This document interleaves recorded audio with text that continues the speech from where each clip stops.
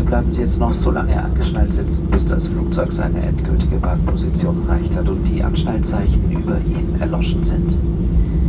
Im Namen unseres Kapitäns Michael Endron und der gesamten Besatzung bedanken wir uns, dass Sie sich heute für die Lufthansa und somit die Starlines entschieden haben.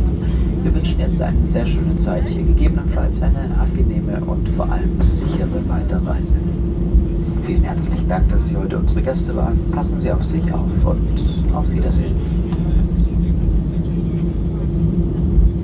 Ladies and gentlemen, remain seated with your seatbelt fastened until the aircraft has reached its final parking position and the fasten seatbelt sign above your head has been switched off.